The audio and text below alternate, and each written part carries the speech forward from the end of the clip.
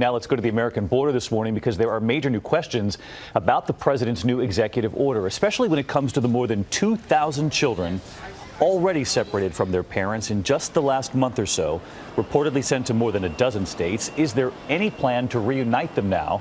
And how long can you now detain entire families together because of this new executive order? ABC's Gio Benitez is in El Paso this morning. And Gio, what are you learning? Yeah, David, good morning. And right now, we just don't know how long that process will take. And some experts this morning really worry that some of those children may never be reunited with their parents. We've seen their faces, children side by side behind metal fencing, sleeping under foil blankets, and heard their voices in this recording first obtained by ProPublica.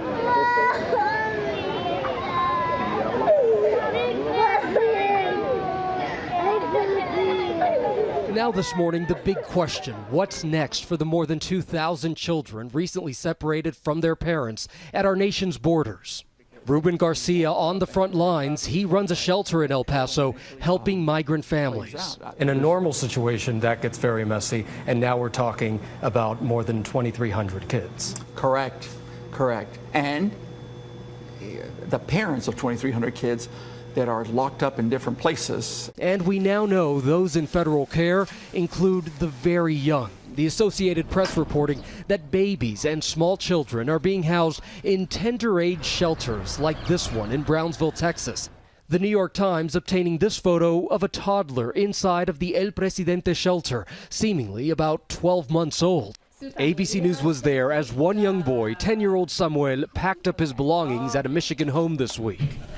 Separated from his father after illegally crossing the border, he'd been living with an American foster family for 8 months. They asked us not to show their faces. That we have developed a relationship, but not at any expense for the trauma he's been through at all, or his family. On Wednesday, our Alex Perez right there as Samuel got on a plane to Guatemala to meet his father, who was already deported back there. At the airport, Samuel seemingly stunned. You have a lot of love from your family in the United States. Always, always, always, always. And that reunion, 8 months in the making.